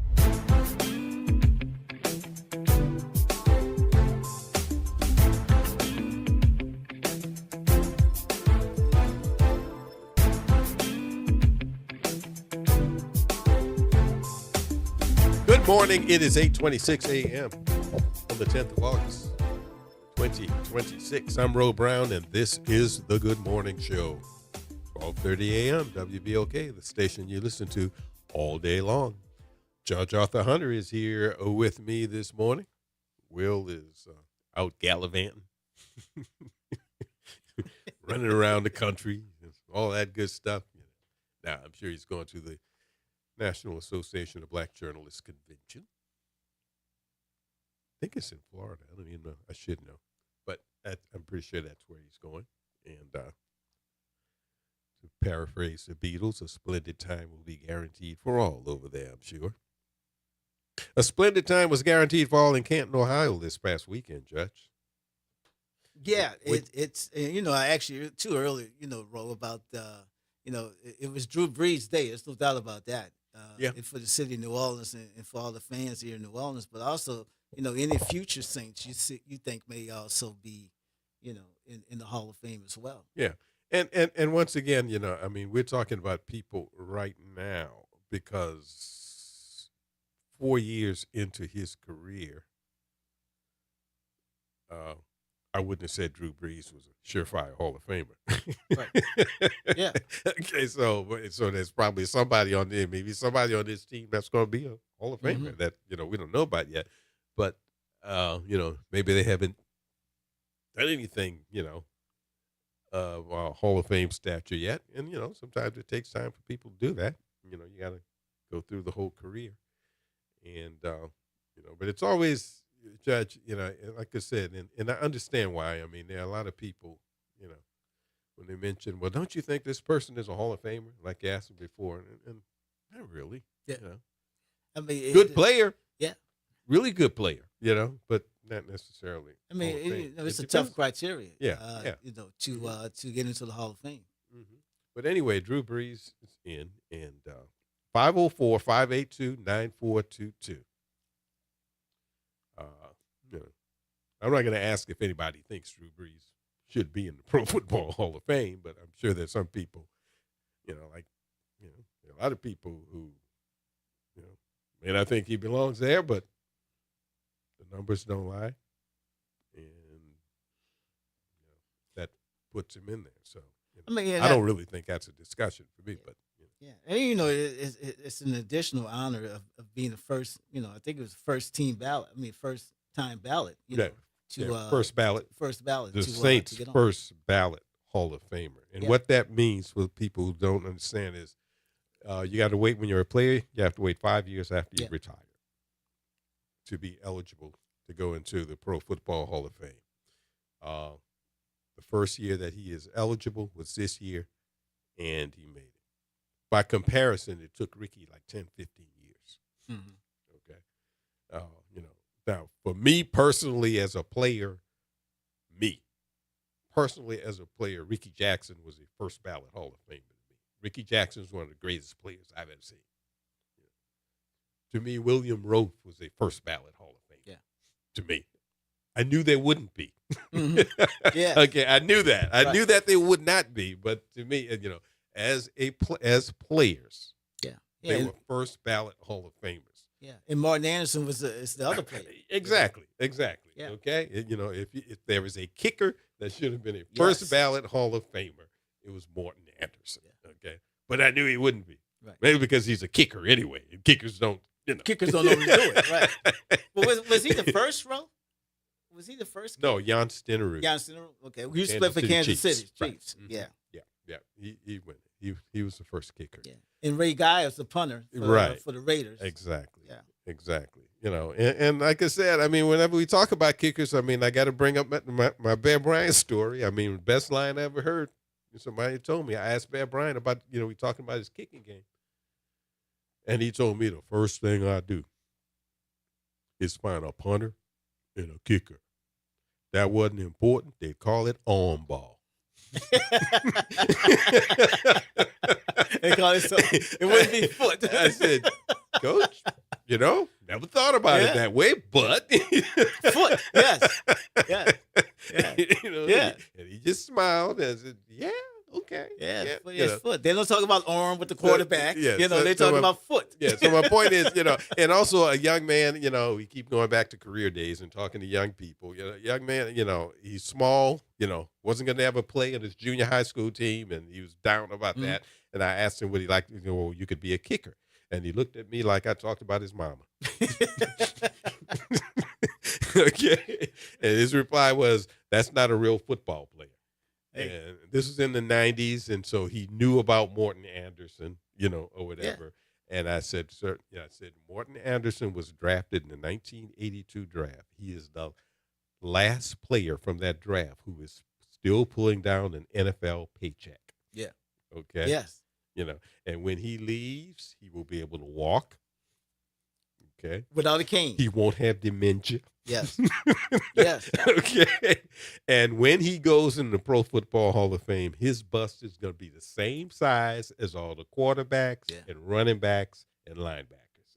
Okay. In the same jacket. Not going to be any smaller. In the same jacket. So if you think a kicker isn't a football player, right? Okay, they are. Okay. Yeah, they are football players. But yeah, but some of our young people have to, stop believing that they can only be a quarterback or running back, or just play on defense.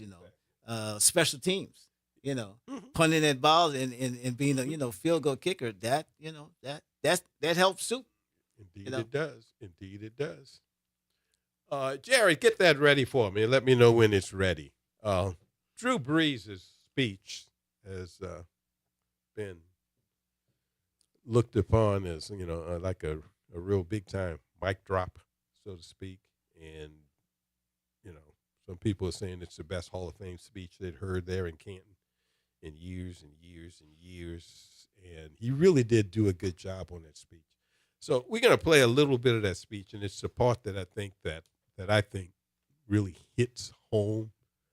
The part that even if he doesn't live here anymore, and if he never lives here anymore, he will forever be a New Orleanian.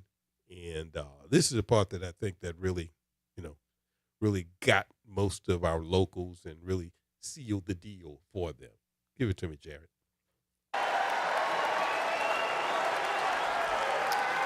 When we bought our home in the heart of uptown New Orleans, Brittany and I could not have been more excited and scared to embark on this new journey and chapter in our lives. As we were moving in, containers of housewarming gifts began to show up at the front door. As I opened the lid to the first container, expecting to see brownies or perhaps chocolate chip cookies, it was rather the smell of butter and onions and Cajun seasoning and a dark roux that made up crawfish etouffee. The next day it was jambalaya, the next it was gumbo, and we're not talking a small container, we're talking a big vat of the best home-cooked Louisiana flavors you could imagine.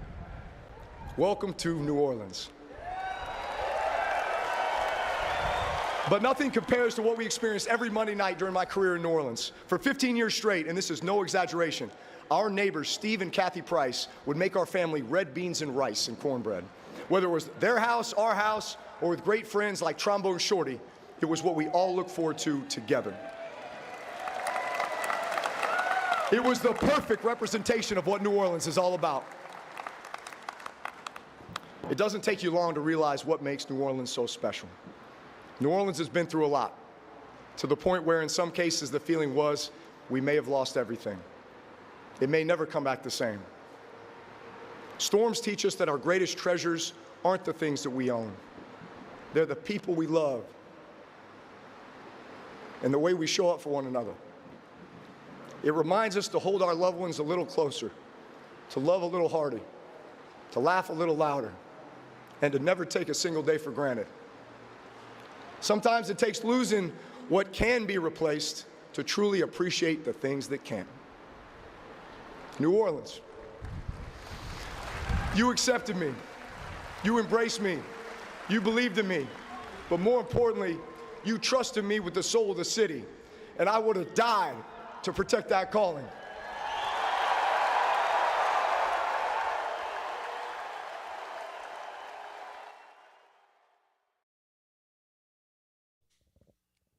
I think that did it for a lot of people. What do you think, Judge? Look, New Orleans is special, and in spite of what the governor says. In spite of what we are special, and I always said, Ro, that we have the food, we have the music, we have the art, we have the culture, we have the second lines, we have the Mardi Gras, and all those things are good, you know. But but there's also another side too, in which we have to also take care of business. Yeah. Ro, that's the other part. And I always say that if we can maintain our identity, our culture, and take care of business at the same time, we would be better than Atlanta and Houston. We would be the city to be. But look, he mentioned the storm. I'm sure he mentioned, and he was talking about Katrina. Look, I could tell you on the personal level, after Katrina, I think like many other people, I was in a funk,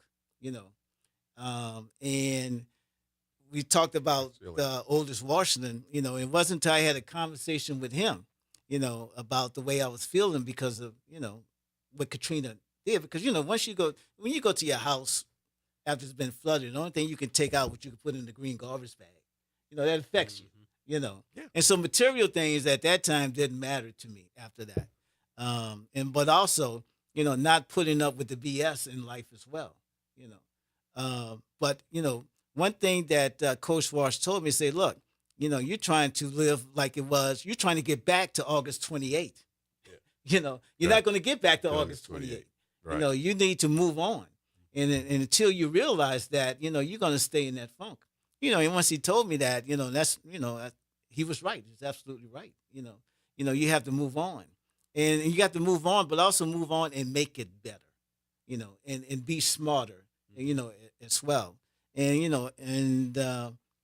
we still have a ways to go in this city, to make it better and to be smarter how we do things in our city and to move our city along.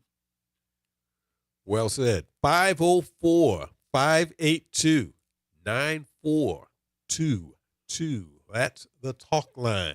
Give us a call. Right now we're talking about Hall of Fame or Halls of Fame.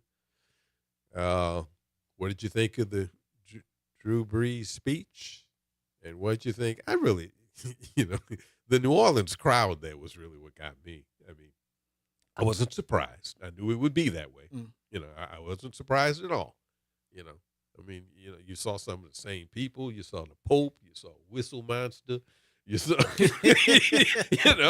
mean, it almost looked like they were shooting the crowd at a Saints game in the Superdome sometimes. Yeah. It really did look that way.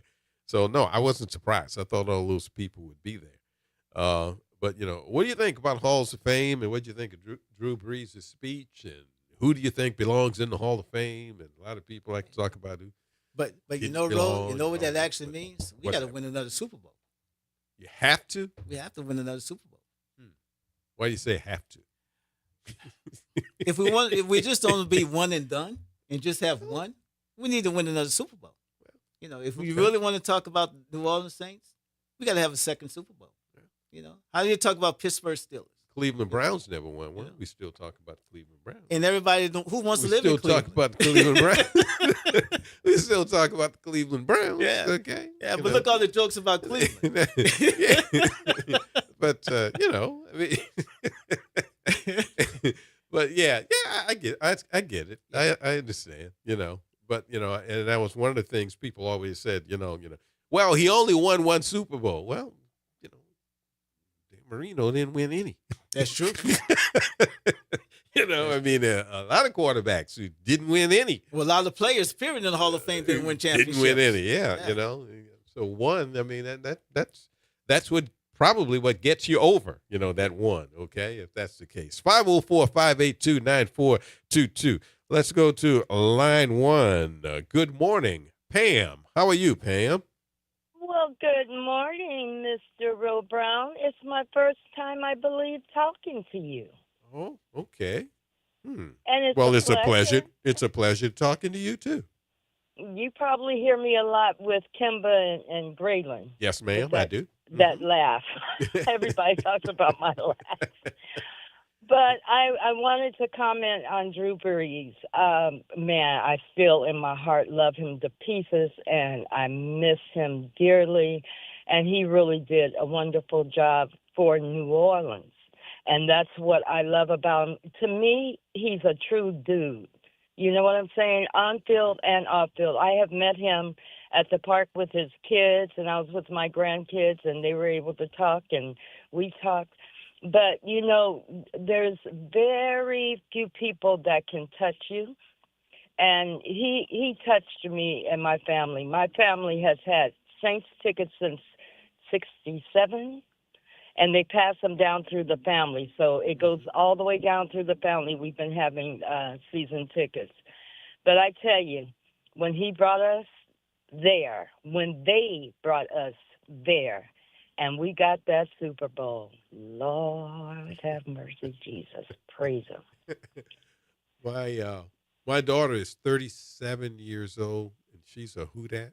You know, she's a Saints fan, and it's so funny because, you know, she's old enough to have known.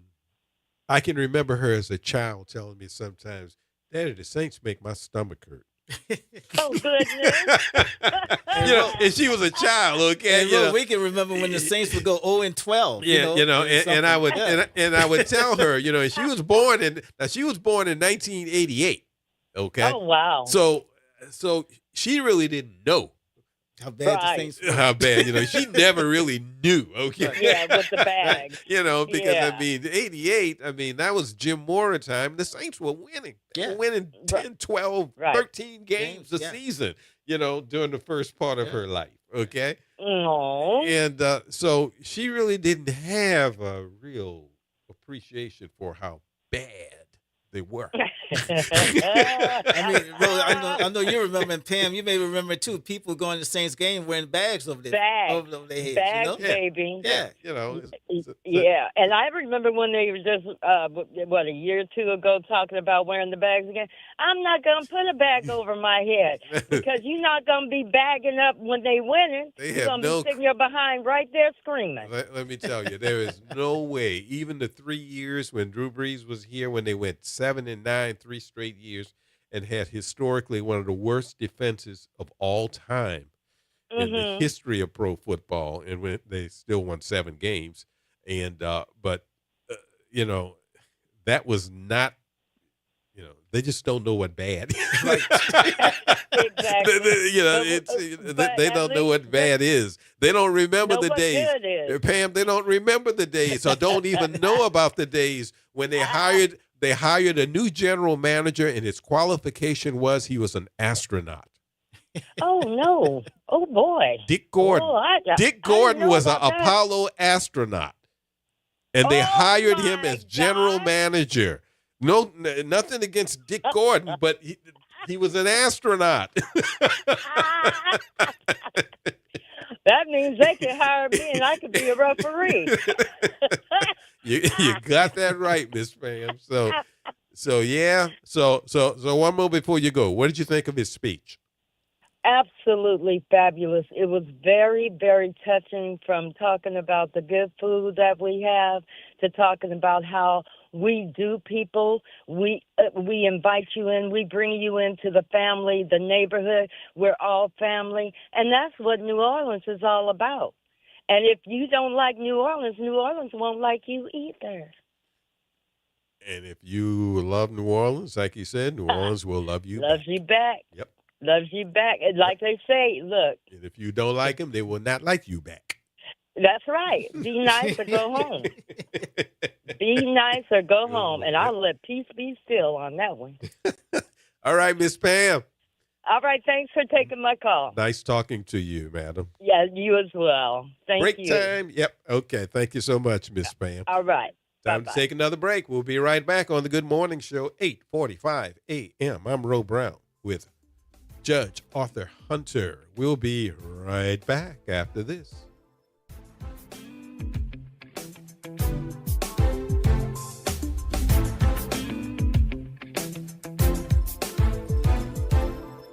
It's Off the Top with Norman Robinson on WBOK 1230 AM.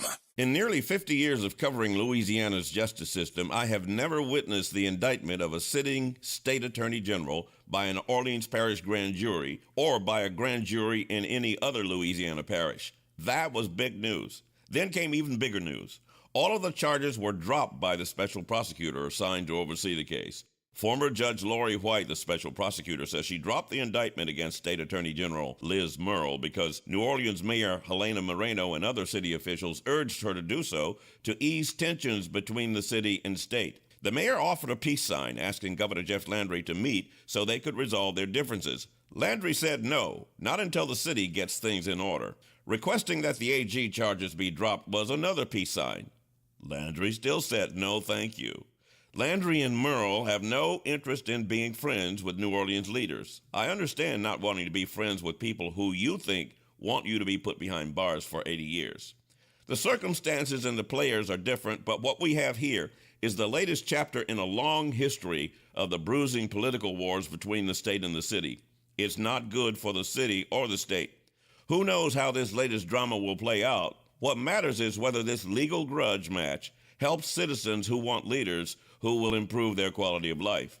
Now, this unfortunate drama is damaging our state, our city, our judiciary, and our chances for more economic development. It boils down to this. It's a cartoon with characters bashing each other, and it's not funny. We deserve better. This is Norman Robinson, Off the Top.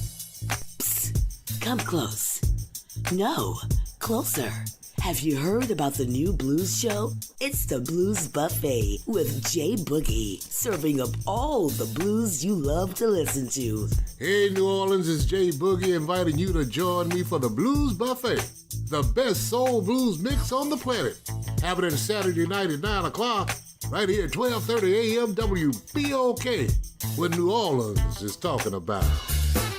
This is Andronica Morris, host of Put Housing First. Join us every Tuesday at 12 o'clock, where we will discuss how housing affects every aspect of our lives and what's necessary, what's needed to guarantee housing for all. Join us every Tuesday at 12 o'clock as we dig down deep onto the issues that affect all of us.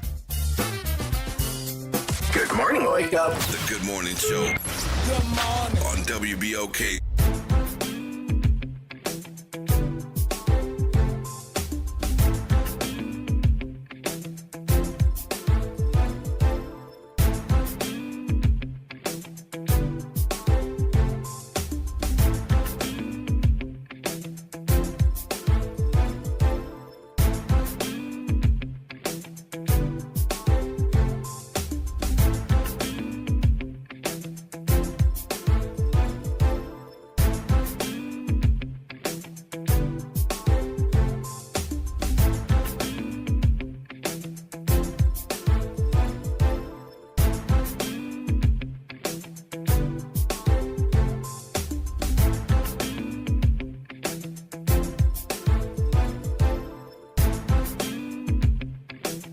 Welcome back. It's round the third, coming home, I guess.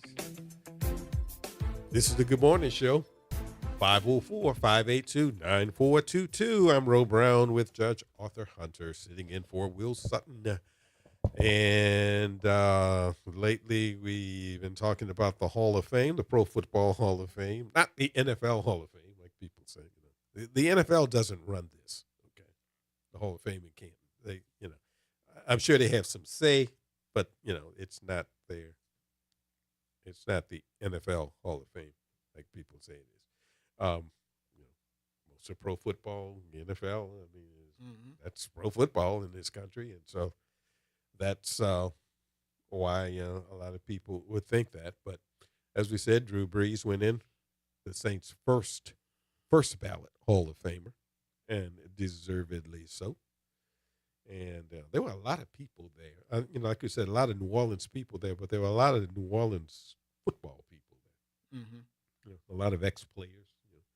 Jonathan Vilma, of course, the Hall of Famers, William Roaf and Ricky and Morton and all those people. But people that played with Drew Brees were there. Scott Fujita and Marcus Colston and even Michael Thomas. And, that was good to see, too. And I guess the fact that all those people were there, says something about Drew Brees. Their relationship with him. Yeah, all those people showed up. Jamon Bushrod was there, and, just a whole slew of them. Yeah. That's something I think. Yeah. Well, but because I think before he went to the Saints, he was with San Diego. Right. Yeah. It was a Charger. Yeah, it was a Charger. Yeah. Yeah. And, injured. I remember watching the game, because where was I? I was in San Diego. I was in Oceanside at the time, as a matter of fact. And that was, I was right after Katrina. It was everywhere, Yeah. all around the place. And my sister-in-law and her family were out there, and we were out there at the time. I remember watching that game when he injured his shoulder. Never thinking that he would end up here and become a Hall of Famer Right. once he came here. But yeah, he was in San Diego, and he hurt his shoulder, and they had a young quarterback named Phillip Rivers, so they kind of let him go. Yeah. And a lot of people don't know that. I mean, it was a bad injury. Yeah, it was. It was really bad. Yeah. Okay. Where Dr. James said that's somebody that I thought he should have mentioned in the speech. That's one thing and maybe he did, but I don't remember hearing him mention Dr. James Andrews. Yeah. Who's one of the foremost, orthopedic surgeons, especially sports orthopedic surgeons, in the world. Yes. He did this surgery on his shoulder, and it was, as I remember Drew Brees saying, Dr. Andrews told him, it's not gonna last forever. Okay. I can't tell you when it's gonna stop. Okay. He said, I've never done this before. I've done one quite like this before. So, you're going to be all right. You're going to be able to play again, but I don't know how long. Well, and as the career went along, it lasted a long time. By year 15, I mean, we all know last season he could hardly throw. And now he can't. Yeah, well, you also got to think about the few of the people in the San Diego organization who made that trade. Well, it wasn't a trade. It wasn't a trade. It wasn't a trade. He was a free agent. Okay. Now, the person that people laugh at in this, Judge, the person that people look at as having made the bad decision was the guy who was the coach of the Miami Dolphins at the time, because he visited Miami. And it came down to Miami and New Orleans. And basically, Miami looked at the shoulder and said, nah, I don't want to take that chance. That coach was Nick Saban. Okay, so if there's anybody that people like to pin that on, that they made the wrong decision, it's him. So that now he did enough after that to where I don't care about that. So it sounds like that hastened his decision to go to college football, to college football. Well, huh? that and other things. Yeah. Yeah. He said, no, this isn't for me. But that's really what it came down to. And the Saints took the chance on it. Yeah. And it turned out pretty good. Yeah, it did. You mean, a Super Bowl, a Hall of Fame induction? Yeah. You can't beat that. Turned out pretty good. Indeed it did. Yeah. But yeah, it was a good weekend. It was a good weekend and all that good stuff. Other Saints, and people, other Saints news, the injuries that start to pile up, and this is what I'm afraid of. Because, I think the Saints right now, quite frankly, I think they've hit most all the right notes in rebuilding. They really have, from what I could see. They've really hit all the right notes in the rebuilding process. They had a draft last year that turned out to be the best draft in the National Football League. And this year's draft looks like it's going to be just as good as far as the number of people who make the team. They had a draft last year where the two most important positions that most people would say in pro football are quarterback and left tackle. Yeah. Last year's draft, once everybody got on the field and you didn't do the, how fast you can run, how high you can jump and that sort of thing. Once all of these people who were drafted got on the field, it's safe to say the Saints got the best quarterback and the best left tackle in the draft last year. And Tyler Shuck and Kelvin Banks. Yeah. And this year's draft looks like it's just as good. And, so that's how you get younger. And they needed to get younger. And that's how you get more talented. Yeah, get younger and stay injury free. Yeah, exactly. But the injuries are piling up. Had offensive lineman hurt his knee yesterday. It looks like he's going to be gone. Cameron Jordan pulled a hamstring yesterday, and had a defensive back. So you really have to pay attention to the injury situation.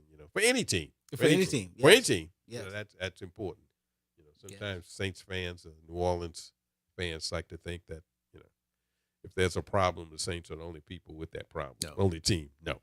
It's across the board. It's across the NFL. It's a league-wide thing. Yes. Everything is league-wide, Yes. to tell you the truth. But, yeah, that's interesting stuff. Yeah. Well, Judge, you've done good. I appreciate that. It's my first time, Really? Oh, come on. You've done something. Yeah, look, I've always been on the other side of the desk, being Oh, you interviewed. haven't done something like this. Just a little. Nothing. Come on. Nothing at all. Nothing at all. Good. You did real good. I'm impressed. Well, we'll see what happens in the future. Yeah. Maybe Will Sutton You'll be will back. call me again at the last minute.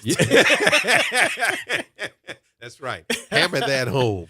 Will Sutton calling you at the last minute. I had something, and this is going to be confusing to people. I got here this morning a little later than I usually do. And the reason why is because I set my alarm to wake up.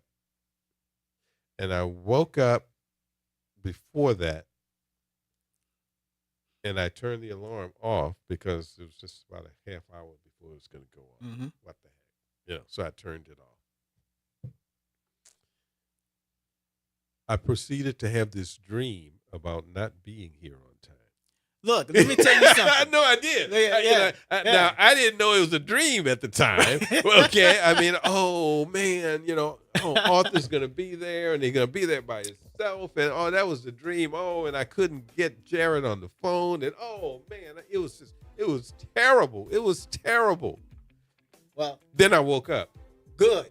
I'm glad you did. Then I woke up, and I looked, and it was 6:25. And I'm going, wait a minute. What? I was totally confused. Okay. I'm back to reality now, and I can get there by 7. Okay. Good.